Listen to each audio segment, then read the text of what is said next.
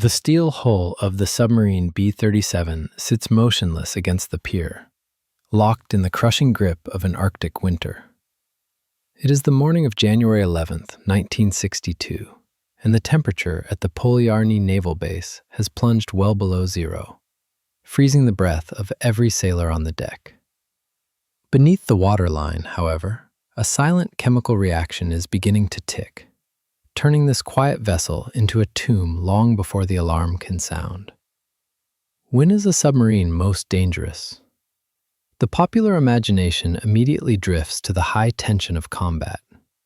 We envision the vessel creeping through hostile waters, hunted by destroyers, shuddering under the impact of depth charges, or maneuvering desperately to evade an incoming torpedo. In these scenarios, the danger is external, loud, and clearly defined. The enemy is a shape on the sonar screen, and the threat is an act of war. But there is a quieter, deadlier reality known to those who spend their lives beneath the surface. Often, a warship is most vulnerable not when it is fighting, but when it is resting. It is most dangerous when it is tied securely to its own pier, surrounded by friends, during the slow, rhythmic hours of routine maintenance. In combat, every sense is heightened, and every crew member is flooded with adrenaline, checking and rechecking the systems that keep them alive. In the safety of the harbor, however, that vigilance naturally relaxes.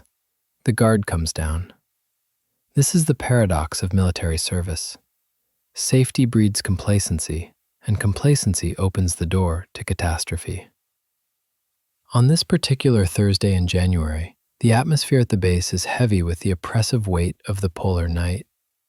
Polyarny, located on the ragged edge of the Kola Peninsula, is a place where geography dictates survival. The sun barely rises above the horizon, casting a perpetual twilight over the harbor. The air is so cold it stings exposed skin, and the water in the bay is covered in the slush of ice and oil. The pier itself is a landscape of frosted metal and gray concrete, swept by winds coming off the Barents Sea. This is the home of the Northern Fleet, the pride of the Soviet Navy. It is a place of rigorous discipline and constant activity, even in the depths of winter. Temperatures are hovering around -4 degrees Fahrenheit.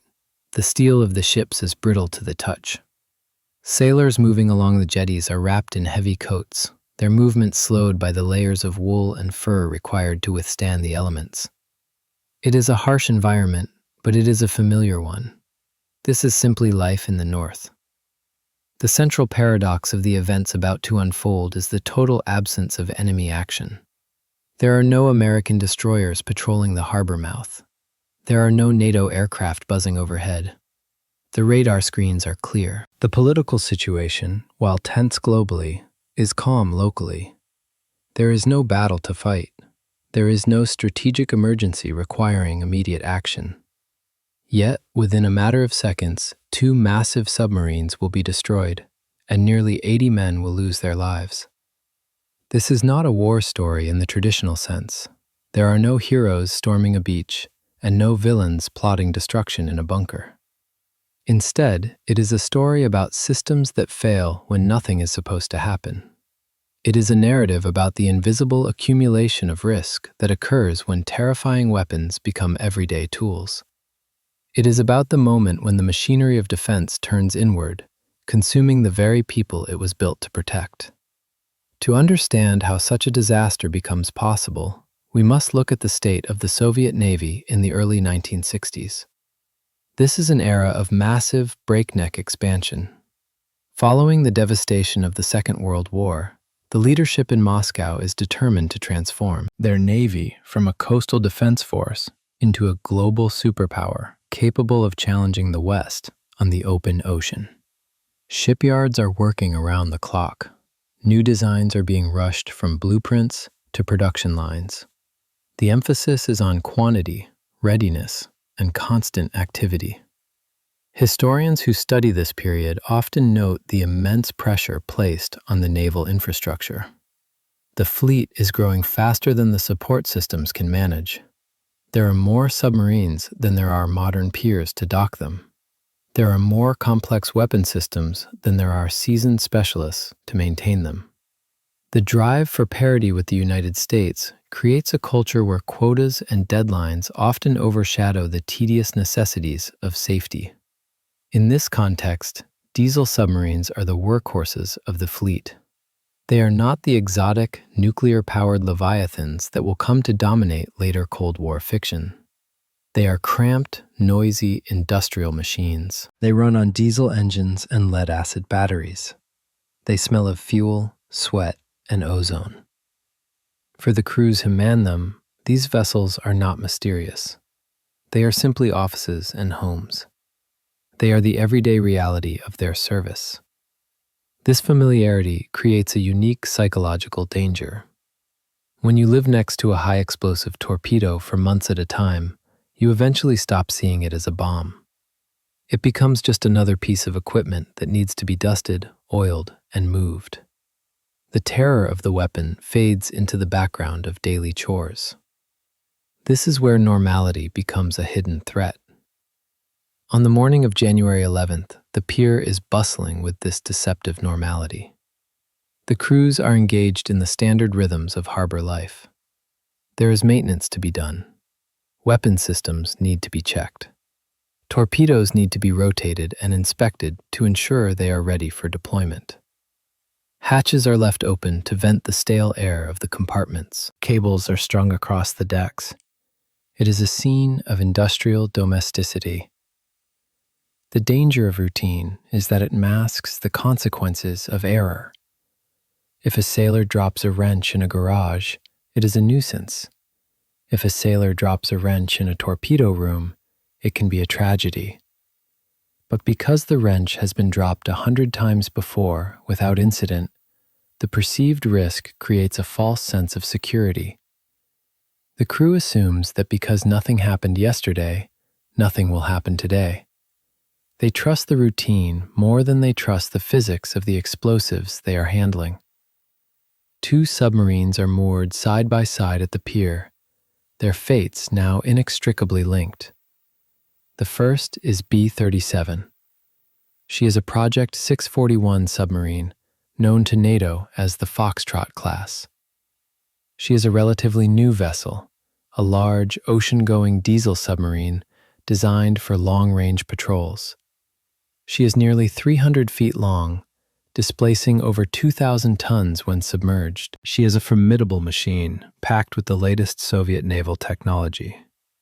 Her crew is preparing for an upcoming deployment to the Atlantic, a mission that requires them to be in a state of peak readiness. Moored next to her is S-350. She is a slightly smaller vessel, a Project 633 or Romeo class. S-350 has recently returned from a repair cycle and is preparing to get back into the operational rotation. Her presence next to B-37 is a matter of logistical convenience. In the crowded harbor of Polyarny, submarines are often rafted together, tied hull to maximize the limited pier space. This proximity is standard procedure. It allows crews to cross over one deck to reach the other. It allows for shared resources and easy communication. But it also means that the safety of one ship is entirely dependent on the safety of the other. There is no blast wall between them. There is no buffer zone. There is only a few feet of freezing air and the rubberized coating of the outer hulls. If something goes wrong on B-37, S-350 is not an observer. She is a participant. Both submarines are fully crewed. Inside the pressure holes, dozens of young men are going about their morning tasks. They are checking gauges, wiping down bulkheads, and writing in logs. They are drinking tea in the mess decks and dreaming of their next leave. They are sons, brothers, and husbands, mostly in their early 20s, drawn from all across the Soviet Union. They have been trained to fight a war against a sophisticated adversary, but they have not been trained to defend themselves against a catastrophic failure of their own equipment while tied to the dock. The specific focus of the activity on B-37 this morning is the forward torpedo room. This is the business end of the submarine. It is a crowded, complex space located in the very bow of the ship. Here the vessel carries its primary armament. heavy 21-inch torpedoes, each packed with hundreds of pounds of high explosives. The crew is conducting a loading and inspection drill. This is a delicate operation. The torpedoes are massive cylinders weighing thousands of pounds. They must be moved with precision, using chains, hoists, and rails. The warheads contain sensitive detonators and volatile fuel mixtures. The oxidizers used in some of these weapons are highly reactive, capable of igniting if they come into contact with organic material, or if the temperature fluctuates too wildly. Yet, to the sailors of B-37, this is just another Thursday. They have done this drill countless times. The heavy grease on the rails, the clanking of the chains, the shouted orders, it is all part of the script.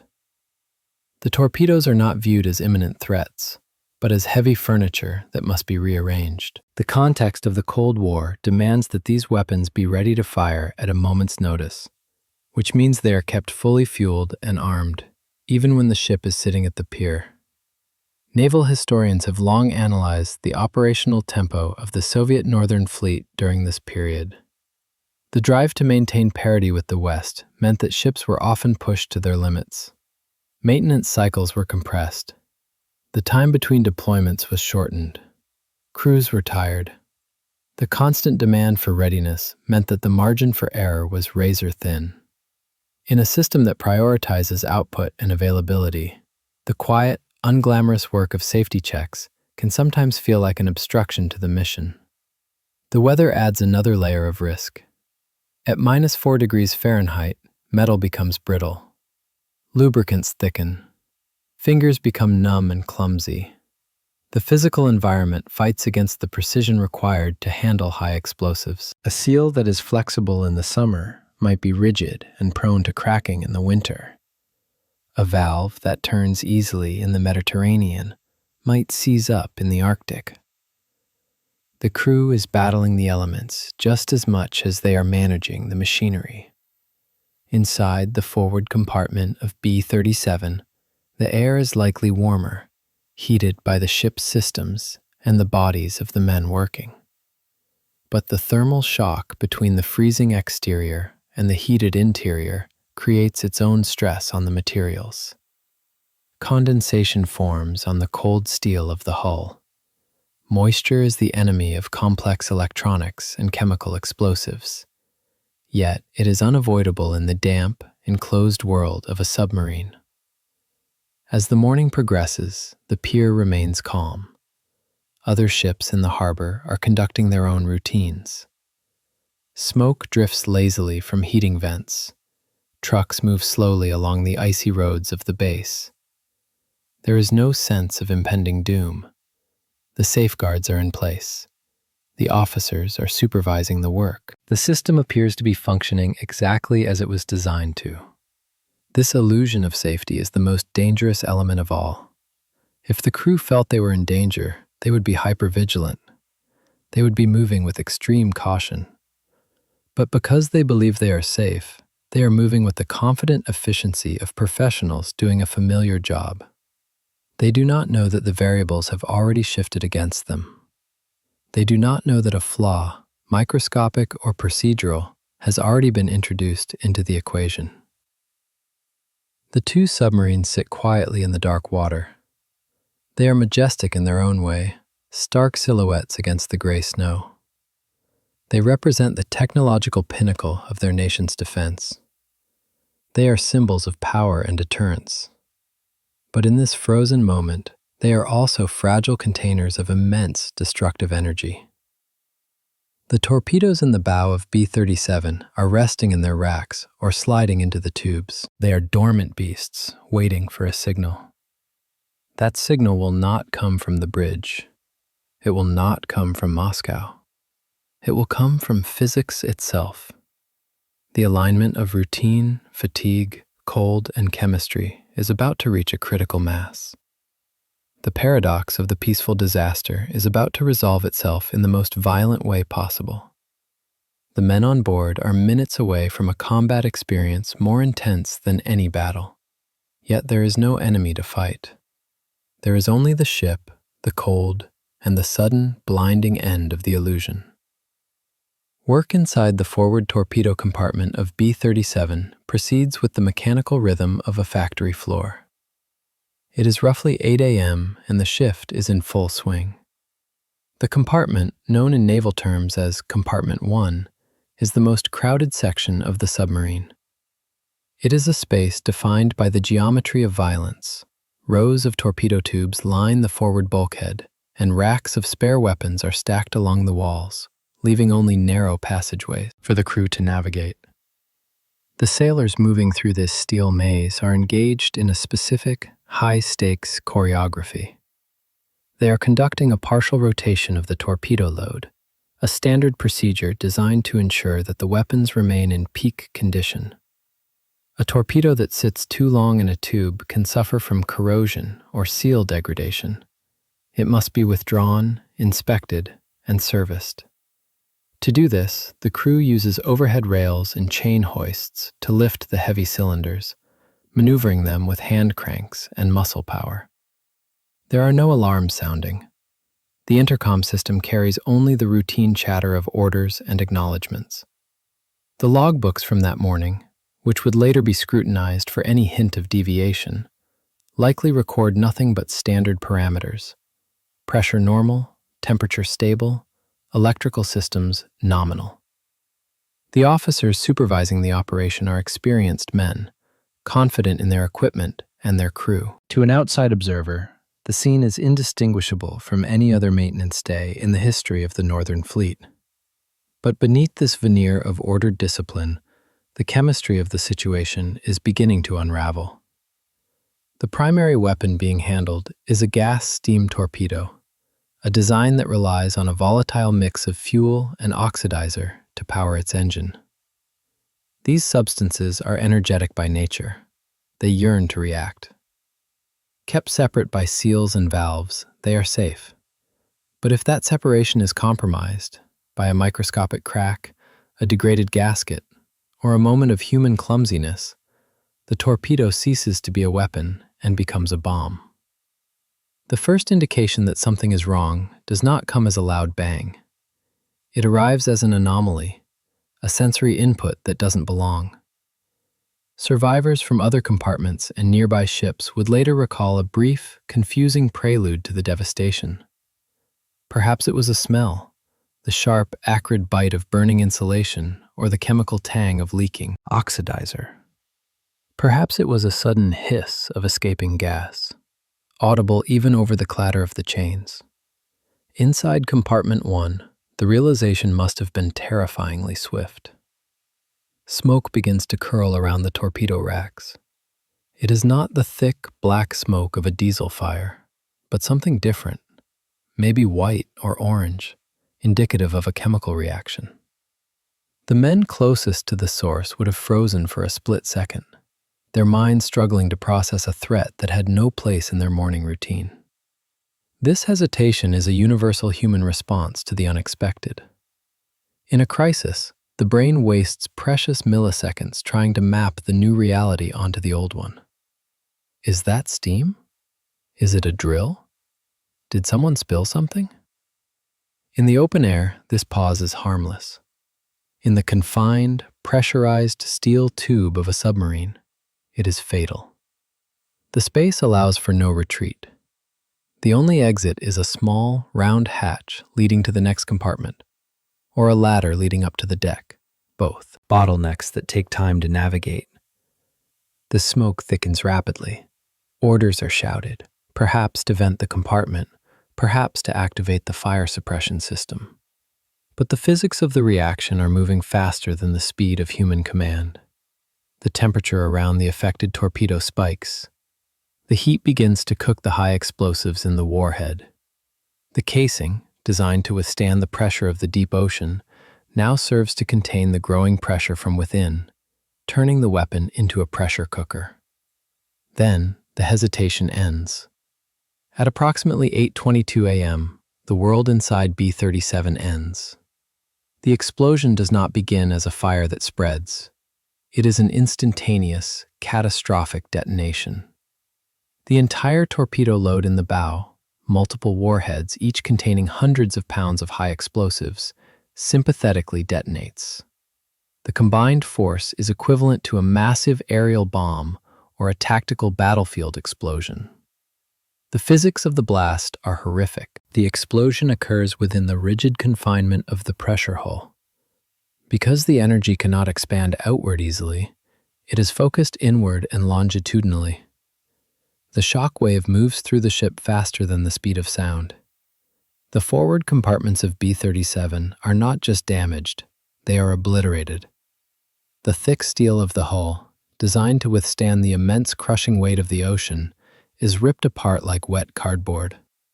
For the men inside the first and second compartments, death is instant. The overpressure wave vaporizes soft tissue and shatters bone before the nerve impulses can even travel to the brain. They do not suffer, they simply cease to exist. The explosion effectively erases the forward third of the submarine, transforming machinery, steel, and crew into a superheated cloud of debris. But the destruction does not stop at the skin of the ship. The blast wave erupts outward, punching through the water and the air with devastating force. The sound is deafening, a thunderclap that rolls across the frozen harbor, shattering windows in barracks buildings hundreds of yards away. A massive column of water, smoke, and debris shoots into the Arctic sky, carrying with it pieces of the hull and the tragic remnants of the interior. The violence of the event creates a deadly chain reaction. The explosion turns the fragments of B-37's hull into high-velocity shrapnel. Large, jagged plates of steel, torn from the submarine's side, are hurled across the narrow gap between the ships. This is where the proximity of S-350 turns from a logistical convenience into a death sentence. S-350, the Romeo-class submarine tied right next door, is struck by a barrage of this heavy debris.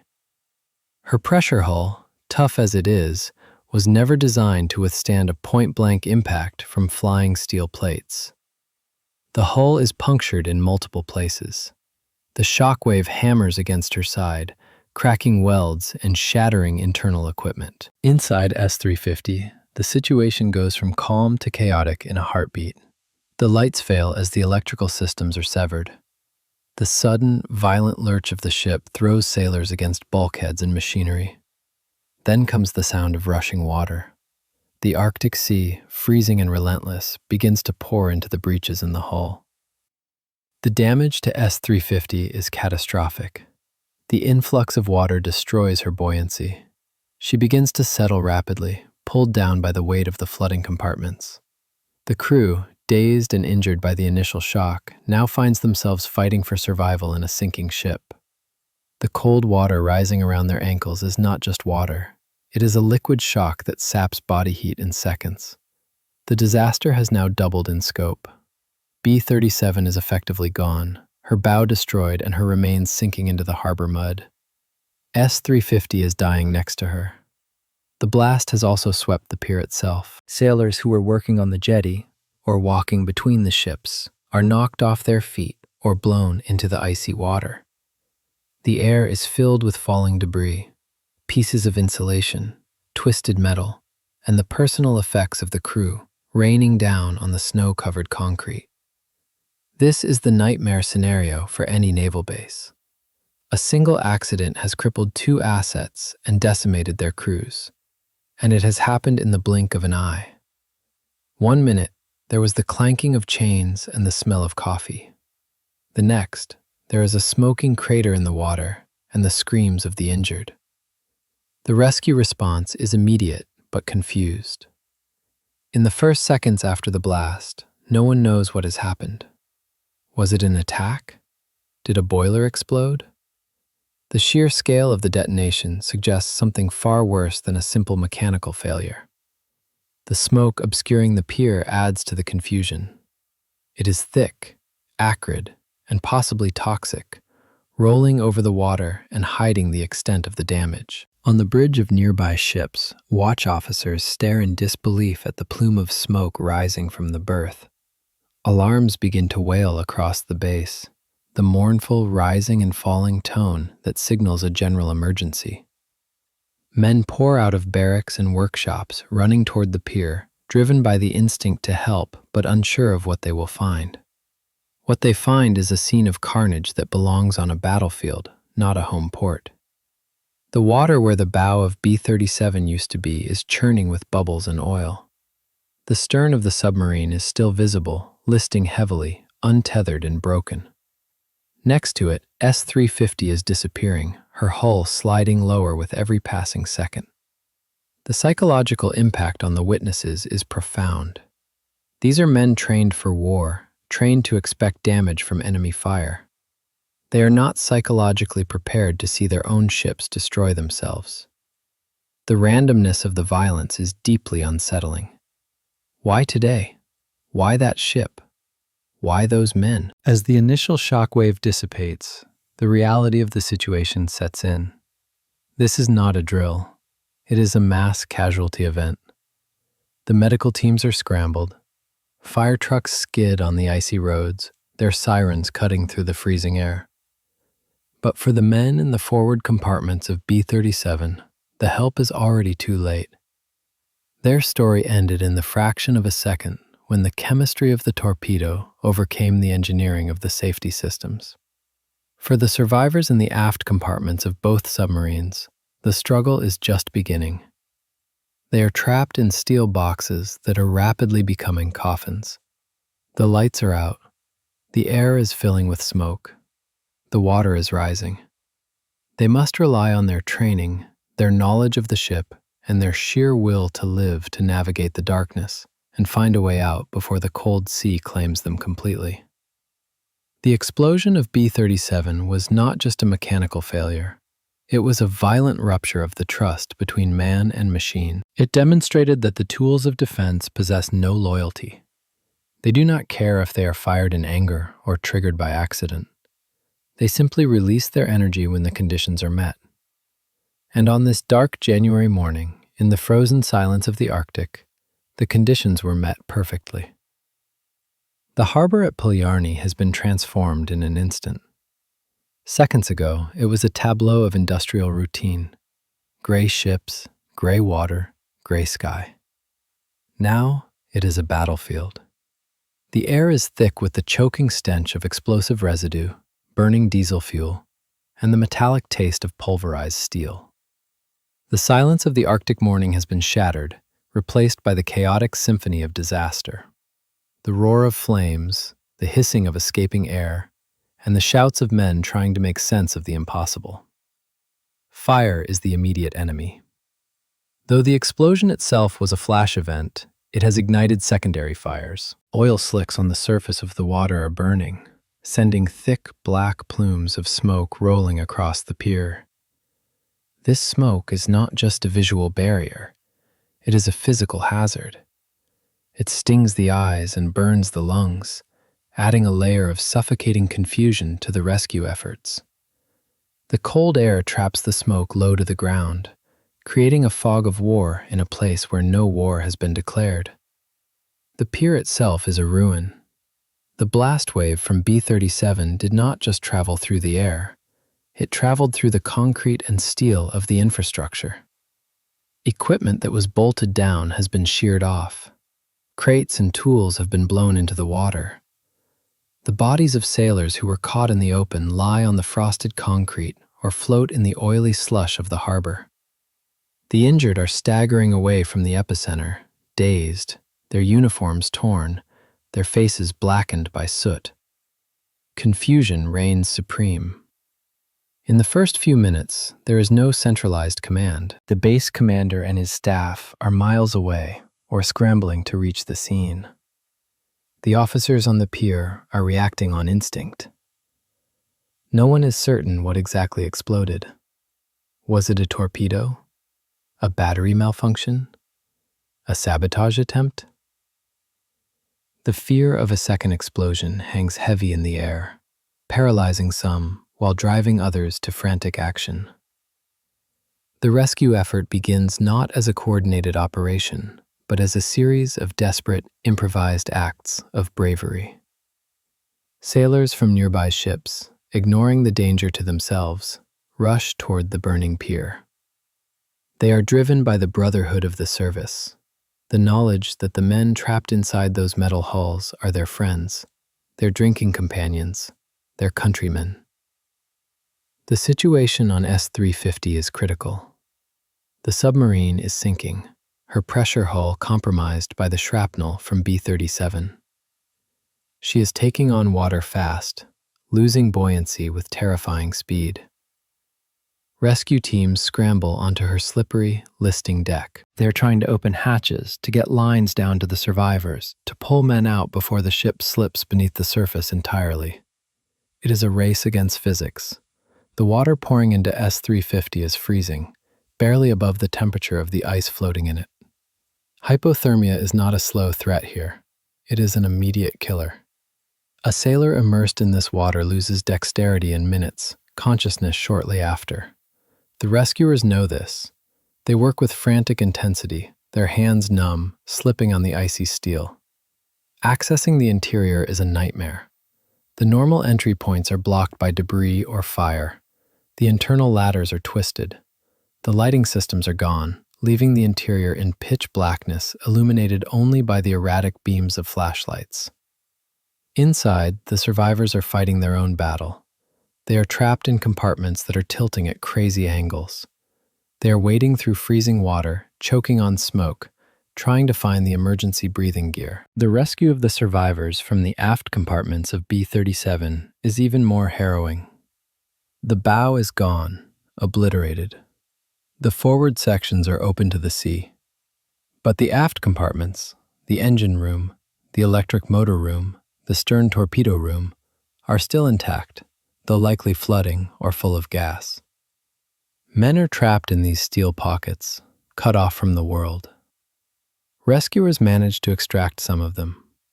They are pulled up through the hatches, coughing, shivering violently, their eyes wide with the shock of what they have just survived. They are bundled onto stretchers, covered in blankets and coats, and rushed to the waiting ambulances. But for every man pulled to safety, there is the sinking realization of how many cannot be reached. The sheer structural instability of the wreckage makes every rescue attempt a gamble. B-37 is a broken spine of a ship. Parts of her hull are groaning under the stress, threatening to collapse or shift. The rescuers are climbing on an unstable ruin that could roll over or sink further at any moment. They are working in the shadow of death, guided only by the faint tapping sounds coming from inside the hull, the universal code of trapped submariners signaling that they are still alive. But as time ticks by, the tapping stops. The silence returns to sections of the ship where life had been just minutes before. The smoke begins to clear slightly, revealing the true extent of the devastation. The bow of B-37 is simply missing. It is a jagged, torn opening where the torpedo room used to be. It looks like a giant beast has taken a bite out of the submarine. The human cost of the disaster is staggering, though the exact numbers will become a subject of confusion and debate for years. The most reliable historical records indicate that the death toll was immense. On B-37, the crew in the forward compartments was wiped out instantly. The final count for B-37 alone stands at 59 dead. These men were at their posts, doing their jobs, when they were erased from existence. On S-350, the collateral damage was severe. 11 sailors lost their lives, killed by the impact of the debris, the shockwave, or the subsequent flooding. These were men who were merely neighbors to the disaster, victims of proximity. But the death toll did not stop at the hulls of the submarines. The explosion reached out to claim lives on the pier and on other nearby vessels. Officers inspecting the lines, sailors on watch, maintenance workers. Several were killed by the flying shrapnel or the blast wave. The total number of fatalities is most commonly cited as 79, though some sources suggest slightly higher or lower figures. This uncertainty is a key part of the tragedy. In the chaos of the explosion, bodies were disintegrated or blown into the harbor waters, never to be recovered. The exact number of men on the pier at that precise moment was not recorded in any logbook. The Soviet system, with its obsession for secrecy and compartmentalization, often struggled to account for the missing in the immediate aftermath of such catastrophes. Numbers matter, of course. Each number represents a life, a son, a father, a husband. But in a disaster of this magnitude, the precise figure becomes almost secondary to the overwhelming reality of the loss. Whether it was 78 or 80 does not change the fact that a small community was decimated. An entire shift of young men was wiped out. The barracks that night would have row after row of empty bunks. The mess hall would be quieter. The absence would be felt not just as a statistic, but as a physical void in the daily life of the base. The medical facilities at Polyarny are overwhelmed. Doctors and nurses work around the clock to treat the survivors. They are dealing with a grim spectrum of injuries: severe burns, blast trauma, shrapnel wounds, hypothermia, and chemical inhalation. The psychological trauma is just as severe. Men who physically survived are mentally shattered, haunting the corridors of the hospital, replaying the moment of the blast, asking about friends who they know, deep down, are gone. As the day wears on, the rescue operation shifts into a recovery operation. The urgency of saving lives gives way to the grim task of retrieving the dead. Divers are sent into the freezing water to search the harbor floor. Cranes are brought in to stabilize the wreckage. The fires are finally extinguished, leaving behind the charred skeletons of the submarines. The atmosphere at the base shifts from panic to a heavy, somber mourning. The shock has worn off, replaced by a profound grief. The questions begin to circulate in the barracks and the officers' mess. How could this happen? Who is to blame? Could it happen to us? The visible evidence of the disaster is impossible to ignore. The wrecked submarines sit at the pier, grotesque monuments to the failure. They are scarred, twisted, and broken. They are no longer proud warships, they are crime scenes. And like all crime scenes, they hold the clues to what happened, buried deep within their mangled steel. But unlike a normal investigation, where the pieces can be put back together, the B-37 disaster presents a unique challenge. The explosion was so violent, so complete, that it destroyed the very evidence needed to understand it. The black box of the event, the forward torpedo room, is gone. The witnesses are dead. The hardware is vaporized. The chaos of the morning has subsided, but a new kind of chaos is about to begin. It is the chaos of bureaucracy, of investigation, and of blame. The Soviet Naval Command demands answers. Moscow demands answers. But the harbor at Polyarny, cold and indifferent, offers only silence. The wreckage tells a story of destruction, but it does not easily give up the story of cause. The survivors are left to grapple with the randomness of their fate. Why did they survive when the man standing 10 feet away did not? It is a question that has no answer in physics or strategy. It is the burden of the survivor, a weight they will carry long after the physical wounds have healed. This was not a battle. There was no enemy to hate, no victory to strive for. It was a tragedy of systems, a failure of the routine. And as the sun briefly touches the horizon before dipping back into the polar night, the Northern Fleet is left to count its dead and wonder if the true enemy was not across the ocean, but right there on the pier, hidden in the familiar shapes of their own machines. The smoke has cleared from the Polyarny pier, but a different kind of fog has settled over the naval base, the fog of uncertainty. The Soviet Naval Command, stunned by the loss of 2 submarines and nearly 80 men in a peacetime accident, immediately convenes a high-level commission of inquiry. The mandate is clear: find the cause, identify the guilty, and ensure it never happens again. Admiral Sergei Gorshkov, the architect of the modern Soviet Navy, demands answers. But as the investigators arrive on the scene, engineers, weapons specialists, and high-ranking officers, they are confronted with a fundamental problem that no amount of authority can solve. The investigation is effectively over before it begins because the event has erased its own history. In a typical accident investigation, there is a trail of breadcrumbs. A plane crash leaves a flight data recorder. A ship collision leaves radar logs and bridge transcripts. A fire leaves burn patterns that point to the point of origin. But the explosion on B-37 was different. It was an event of total annihilation. The epicenter of the disaster, the forward torpedo room, compartment 1, no longer exists in any meaningful form. The steel walls of the compartment have been shredded. The torpedo tubes are twisted wreckage. The logbooks, which might have recorded a pressure spike or a temperature warning, have been incinerated. And most critically, the human witnesses, the men who saw the first spark, smelled the first leak, or shouted the first warning, are all dead. They were vaporized in the initial millisecond of the blast. There is no one left to interview. There is no testimony to collect from the room where it happened. This leaves the commission in a vacuum. They are forced to reconstruct the event not from direct evidence, but from the periphery. They interview the survivors from the aft compartments, who can only speak to the shockwave and the aftermath. They interview the sailors from S-350, who saw only the flash and the debris.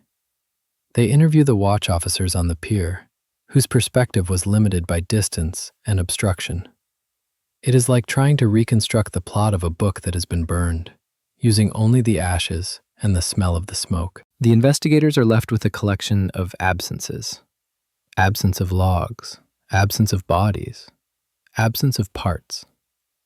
In the absence of hard facts, hypotheses flourish. The commission works backward from the physics of the explosion. They know what happened, a sympathetic detonation of the torpedo warheads. The question is why. To answer this, they must consider every possible failure mode of the complex systems involved. The first and most obvious hypothesis is human error. The crew was handling live weapons. Torpedoes are heavy, awkward, and dangerous. A slip of a chain hoist, a dropped tool, or a collision between a warhead and a bulkhead could potentially trigger a detonation. The investigators scrutinized the training records of the deceased crew. Were they tired? Were they qualified? But without a witness to say, "I saw Ivan drop the wrench," this remains purely speculative. It is a convenient explanation. Blaming the dead is always the easiest path for a bureaucracy, but it lacks proof. The second hypothesis focuses on a technical defect. The torpedoes themselves were complex machines. The gas-steam propulsion systems used volatile fuels and oxidizers. A failure of a seal, a cracked valve, or a manufacturing defect could have led to a leak. If the highly reactive oxidizer leaked onto organic material, grease, oil, or even a rag, it could ignite spontaneously. This fire would then heat the warhead until it detonated. This theory fits the description of white smoke seen by some distant witnesses, but again, the physical evidence is gone. The defective part, if it existed, is now dust. Another theory considers the environment. The extreme cold of the Arctic winter could have played a role. Did a heater malfunction? Did the crew use an unauthorized heating device, an open flame, or an improvised electric heater, to warm the compartment or thaw a frozen valve? Fire caused by auxiliary materials is a common cause of naval accidents. In the cramped, cold space of a submarine, the temptation to cut corners for warmth is real. But proving that someone lit a match or plugged in a faulty heater is impossible when the entire room has been scoured by fire. Electrical ignition is also considered. A short circuit in the torpedo's own guidance system or in the submarine's wiring could have created a spark. In an atmosphere potentially rich with leaking hydrogen from the batteries or fuel vapors, a single spark is all that is required. The investigation moves methodically through these possibilities, but at every turn they hit a wall. They can prove what could have happened, but not what did happen. Crucially, the investigation also has to rule out what didn't happen. In the paranoid atmosphere of the Cold War, the specter of sabotage or enemy action is never far away. Was there a Western agent? Was there a disgruntled sailor? The KGB would have been involved, quietly scanning the backgrounds of the crew for any sign of disloyalty. But the investigation finds no evidence of foul play. There is no definitive proof of gunfire, no sign of an explosive device planted by a traitor. The rumors of open flame use, a sailor smoking a cigarette where he shouldn't, or using a blowtorch to loosen a nut, persist. They are the kind of rumors that always surface after accidents, fueled by the human need to find a simple, reckless cause for a complex tragedy. But the Commission, to its credit, does not grasp at these straws without evidence. They acknowledge them as possibilities, but they do not enshrine them as facts. These theories, sabotage, negligence, recklessness, are removed from the final conclusion not because they are impossible, but because they are unprovable. They remain in the realm of speculation. The Commission is forced to admit that the truth lies in the gray area of probability, not the black and white of certainty. The final report of the Commission is a document of frustration. It lists multiple plausible explanations. It details the mechanics of the explosion with terrifying precision. It analyzes the blast radius, the shrapnel distribution, and the damage to S-350. But on the central question, the root cause, it is silent. There is no smoking gun. There is no single technical failure or human error that can be isolated and blamed. The report concludes, in essence, that a catastrophic event occurred due to a combination of factors involving the handling of volatile weaponry in a hazardous environment. It is a dense, bureaucratic way of saying, we don't know. This is not a failure of competence. The Soviet naval investigators were among the best in the world. They knew their ships and their weapons. The failure of the investigation was a structural inevitability. The event was designed by physics to hide its own tracks. The energy released was sufficient to destroy the timeline of events leading up to it. For the families of the victims, this lack of a conclusion is a second tragedy. A clear cause offers a target for anger, a focus for grief. If a part failed, you can blame the factory. If a man failed, you can blame him. But when the answer is, we don't know, the grief has nowhere to land. It remains suspended, unresolved. The Commission's dead end also has serious implications for the Navy. If you don't know exactly why a ship exploded, you can't be 100% sure it won't happen again. You can tighten procedures, you can double-check the torpedoes, but the doubt remains. Is there a hidden flaw in the design? Is there a systemic risk we haven't found? The B-37 investigation becomes a study in the limits of knowledge. It reveals that in the world of high-tech warfare, it is possible to create machines so powerful that their failures are absolute. They do not leave ruins to be studied, they leave voids. The conclusion of the inquiry is a quiet admission of defeat. The file is closed not because the mystery is solved, but because there is nothing left to investigate. The debris has been cleared, the bodies have been buried, the surviving ships are being repaired. The Navy must move on. But for one man, the end of the technical investigation is just the beginning of a legal nightmare. The commander of B-37, Captain Second Rank Beck Renoff, was not on board when his ship exploded. He was on the pier, or perhaps in the barracks, or at a briefing. He survived by circumstance, by the random roll of the dice. In the strict logic of military command, however, survival is not an excuse. A captain is responsible for his ship, always. If the ship is lost, the captain must answer for it, even if he was asleep, even if he was miles away. The burden of command is absolute. Bekh finds himself in the crosshairs of a system that needs a focal point for the tragedy. The investigators couldn't find a mechanical culprit, so the legal system looks for a human one. The fact that he is alive makes him a suspect, not of causing the explosion, but of failing to prevent it, of negligence, of lax discipline, of failing to instill the proper safety culture in his crew. The lack of physical evidence, which frustrated the engineers, now becomes the central dynamic of the legal case. The prosecution cannot prove he did anything wrong, but Bekh cannot prove he did everything right, because his ship and his logbooks are gone.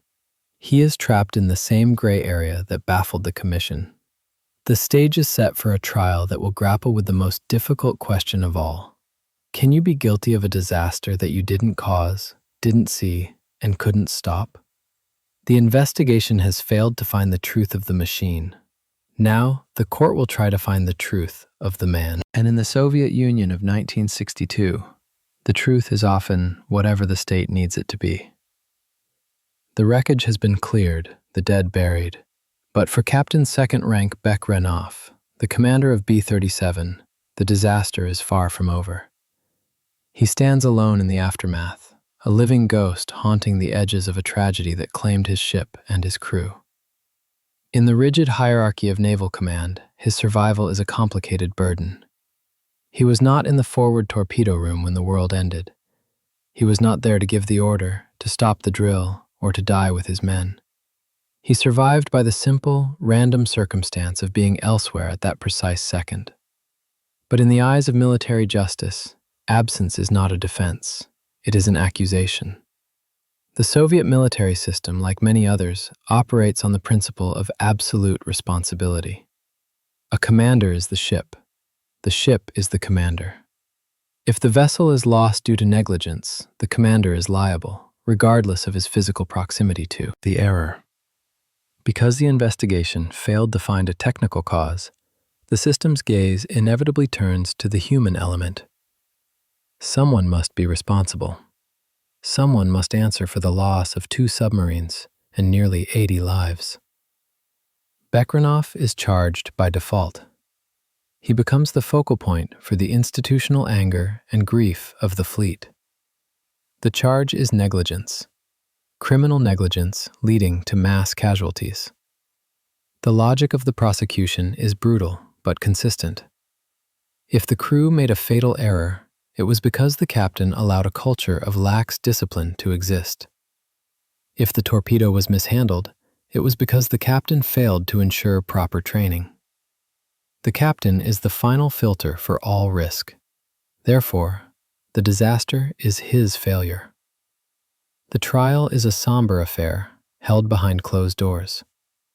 It is not a show trial in the Stalinist sense.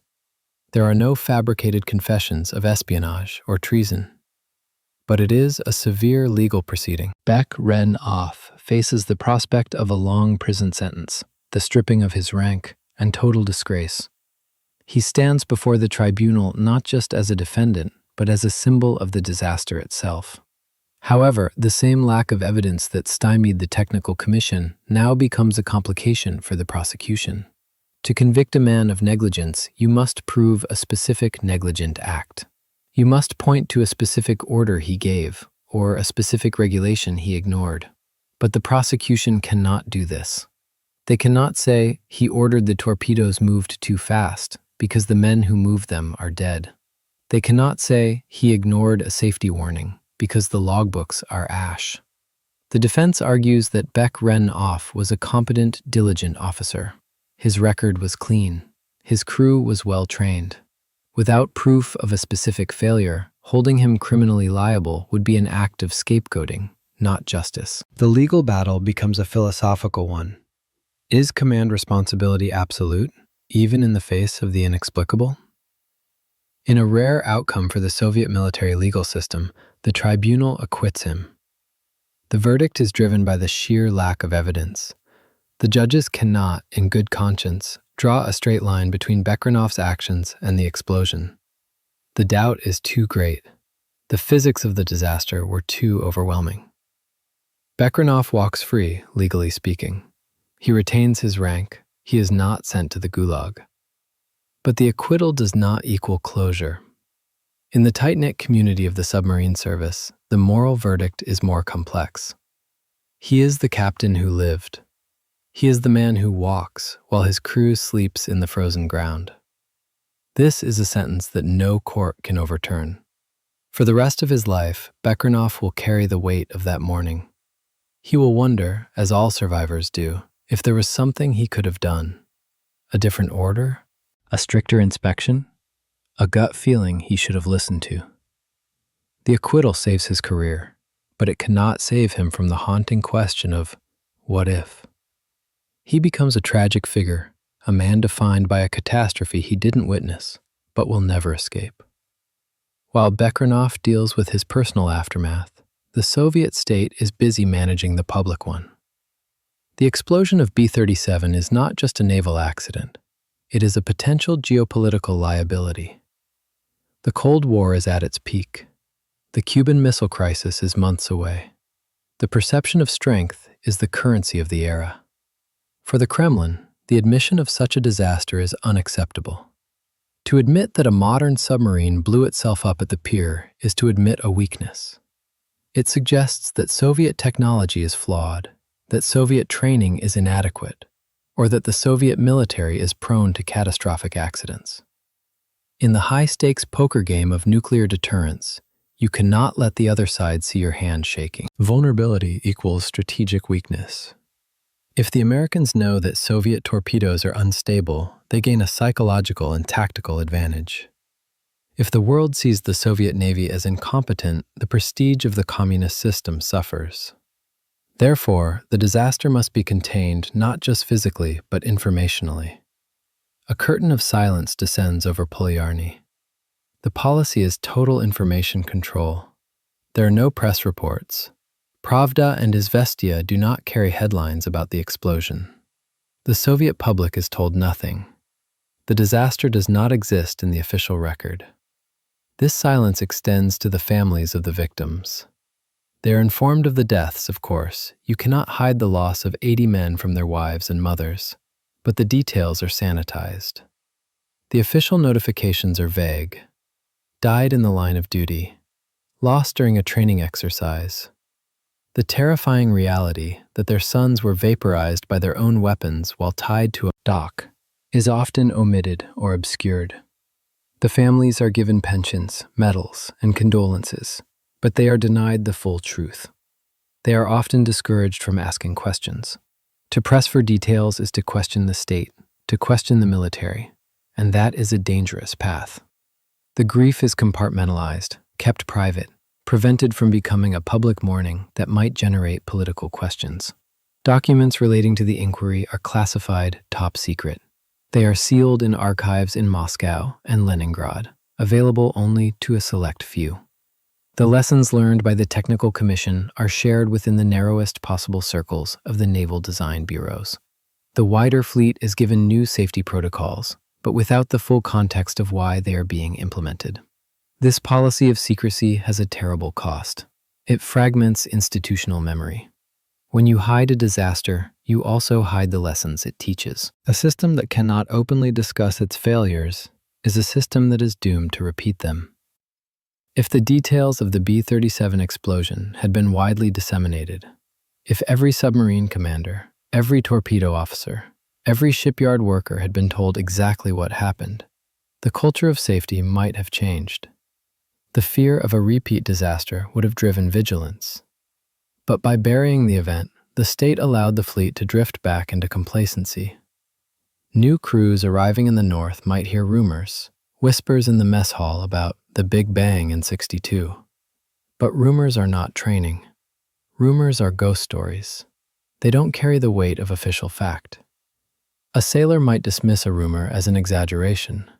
He cannot dismiss a declassified accident report with photos of the wreckage. The silence also creates a barrier between the generations. The veterans who know the truth retire or die, taking their knowledge with them. The new generation comes in, eager and confident, unaware of the specific ways their machines can kill them. The cycle of risk resets. The cost of silence is measured in future accidents. It is measured in the stagnation of safety culture. It is measured in the inability of the system to self-correct. The Soviet Union's obsession with secrecy, born of paranoia and pride, acts as a brake on progress. In the West, naval accidents, like the loss of the USS Thresher a year later, were often followed by public inquiries and massive, transparent overhauls of safety programs, like the SubSafe program. The painful transparency forced the system to improve. In the East, the pain was hidden, and the improvement was often piecemeal and slow. The B-37 disaster thus becomes a double tragedy. It is the tragedy of the men who died, and the tragedy of the truth that was buried with them. The survivors, the families, and the commanders are left to navigate a world where the official reality does not match their lived experience. They know what they saw. They know what they lost. But the state tells them it didn't happen, or that it doesn't matter in the grand scheme of history. This dissonance, the gap between the truth and the official story, is a defining feature of the Soviet experience. It erodes trust, it breeds cynicism, and in the high-stakes world of nuclear submarines, where trust and precision are everything, it adds an invisible layer of danger to every mission. The silence doesn't just hide the past, it compromises the future. To label the destruction of B-37 an accident is to suggest a degree of randomness that obscures the deeper reality. An accident implies a fluke, a momentary slip, a stroke of bad luck. But when viewed through the lens of modern safety science, the disaster at Polyarny appears less like a random misfortune and more like a mathematical inevitability. It was the product of a system designed to operate on the razor's edge of failure. In the decades following the Cold War, sociologists and engineers developed the theory of normal accidents. This framework, pioneered by theorists like Charles Perrow, suggests that in certain high-tech systems, nuclear power plants, space programs, chemical refineries, and yes, submarines, catastrophic failure is not an aberration. It is a built-in feature. It is normal in the sense that it is to be expected, given the complexity of the machine.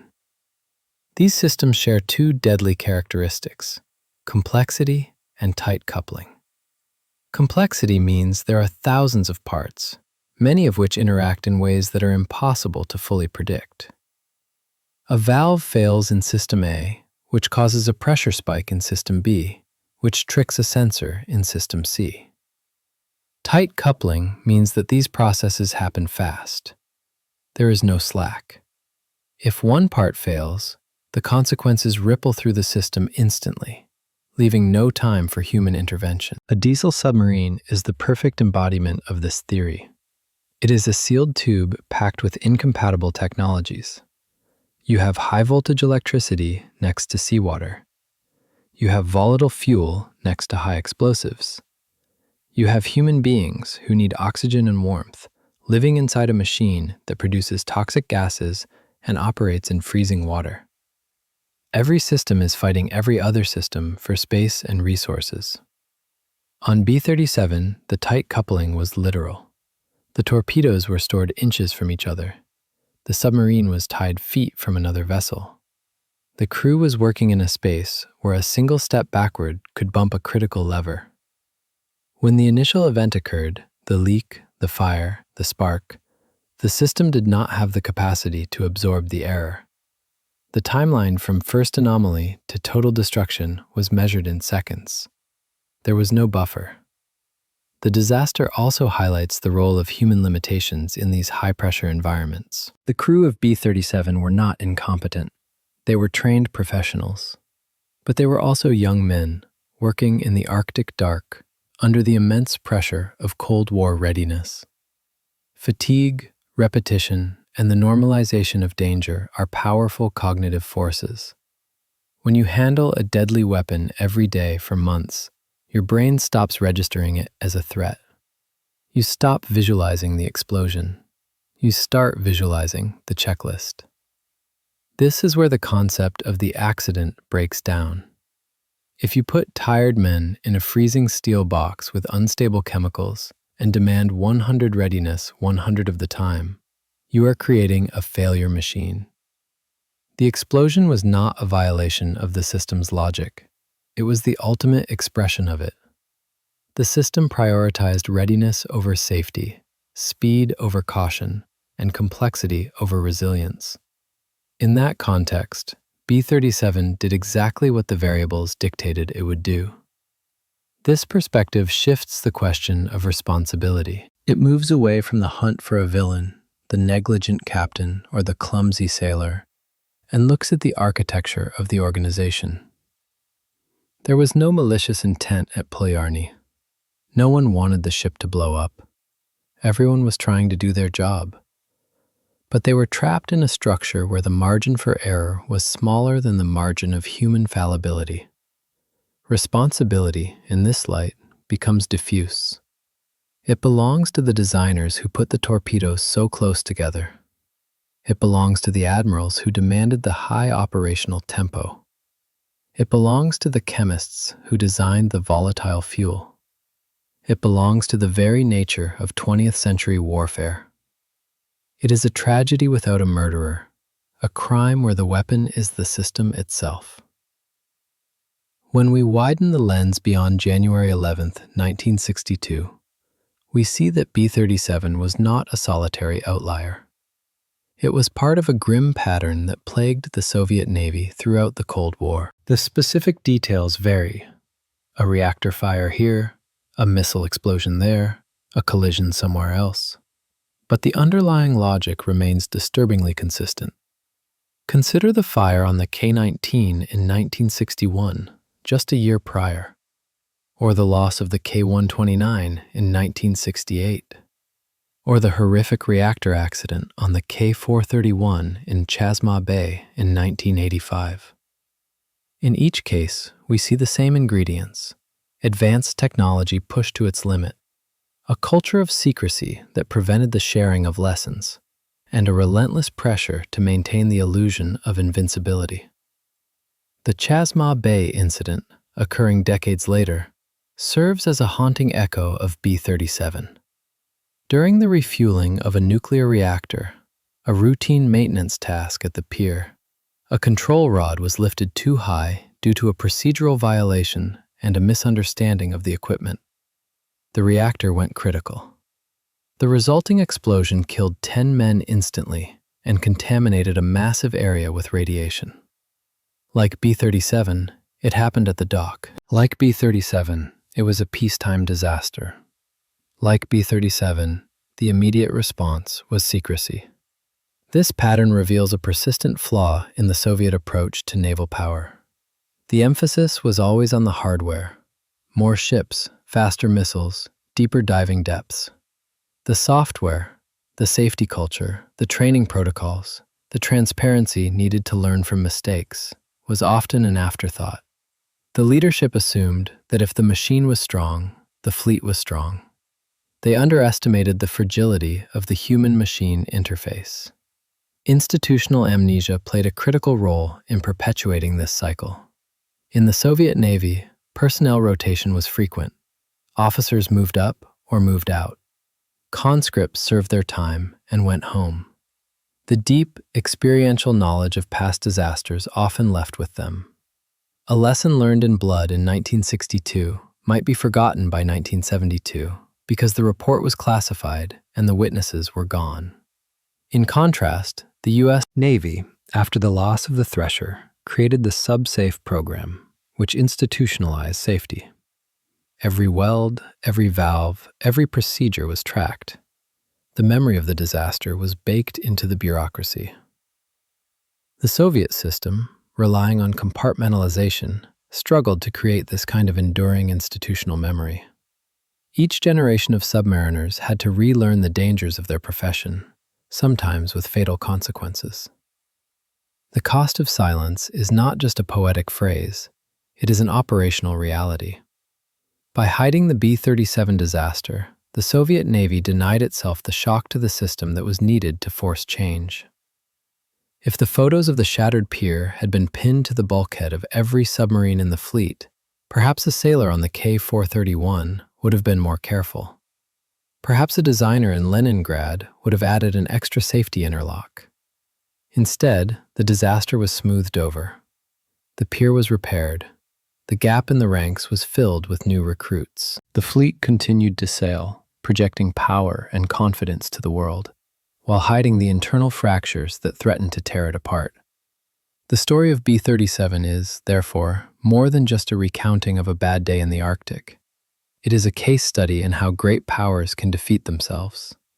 It demonstrates that the most dangerous enemy is often not the opposing superpower, but the internal friction of one's own military-industrial complex. For the historians looking back, the wreckage of B-37 serves as a warning. It reminds us that technology is not neutral. It carries risk. It demands respect. And when that respect is eroded by routine or obscured by secrecy, the results are catastrophic. The submarine, designed to be a predator in the ocean, can easily become prey to its own complexity. As we move toward the conclusion of this narrative, we are left with the uneasy realization that the men of B-37 were not killed by a mistake. They were killed by a probability. They were the victims of a dice roll that the system made every single morning. And on January 11th, 1962, the dice simply came up snake eyes. As the decades drift over the scarred concrete of the Polyarny pier, the physical traces of the B-37 disaster have long since been erased. The ice melts and reforms with the seasons. New generations of submarines, sleeker and quieter, have come and gone. The Soviet Union itself has dissolved into history, replaced by a new geopolitical map. Yet, the story of that January morning remains, vibrating with a question that refuses to fade. If no one person is guilty, who is responsible? This is the unanswerable question at the heart of the tragedy. In our human desire for justice, we crave a villain. We want a reckless officer, a lazy mechanic, or a corrupt bureaucrat. Someone whose face we can print on a wanted poster. Someone whose punishment will balance the scales. But the B-37 disaster offers us no such comfort. The crew in the forward torpedo room were doing their duty. They were following the procedures they had been taught. They were not saboteurs. They were sons of the working class, serving their time in the harshest conditions imaginable. The commander, Captain Beck Ren-Off, was a competent officer trapped by the logic of a system that demanded total accountability for events beyond human control. The designers in the distant bureaus were working within the constraints of the technology available at the time, pushing the limits of physics to defend their nation. So, where does the blame land? It lands everywhere and nowhere. It dissipates into the structure itself. It seeps into the blueprints of the torpedoes, the ink of the naval regulations, and the cold silence of the Cold War strategy. The system itself is the architect of the disaster. The demands for constant readiness, the acceptance of high risk, the culture of secrecy, these were the invisible hands that guided the spark to the fuel. This is the true tragedy of the event. It is not just the death of the men, though that is horrific enough. It is the inability to name why they died. A soldier who dies in battle has a clear narrative. He died fighting the enemy. His death has a purpose, a context. But a sailor who is vaporized while cleaning a torpedo tube on a Thursday morning has no such narrative. His death feels like a clerical error in the universe. It is a disaster without a cause, a sentence without a verdict.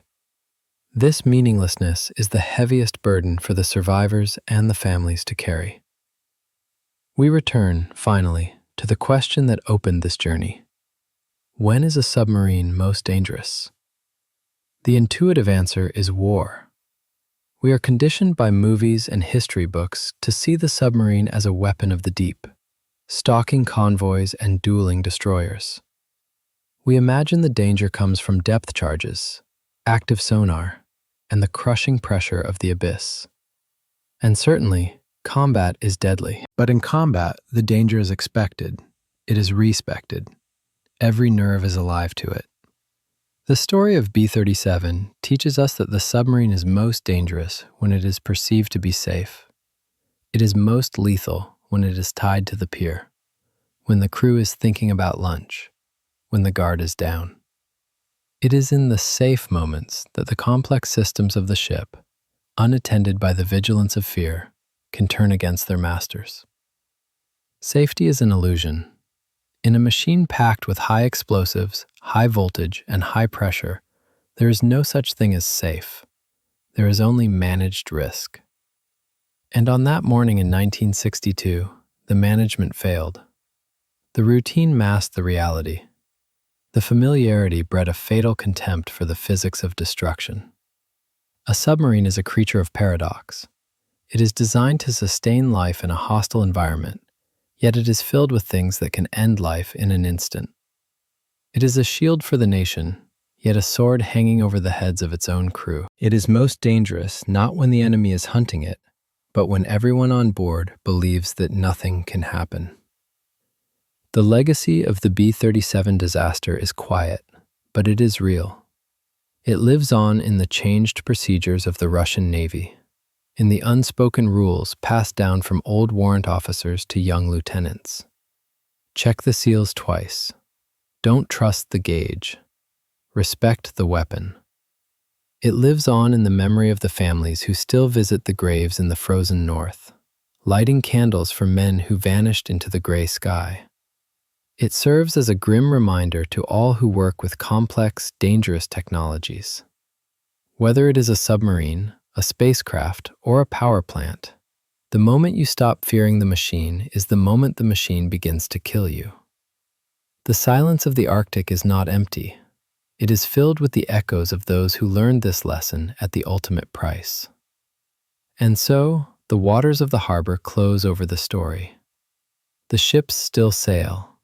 The watches are still stood, but beneath the surface of the routine, the ghost of B-37 remains, a warning flare burning forever in the polar night, illuminating the thin, fragile line between a quiet morning and the end of the world. The story of B-37 is difficult because it denies us the satisfaction of a simple ending. There is no trial that fixes everything, no villain who is punished, no single mechanical flaw that explains the devastation. Instead, we are left with a profoundly human story about the limits of control. We build machines to protect us, to project power, to conquer the elements.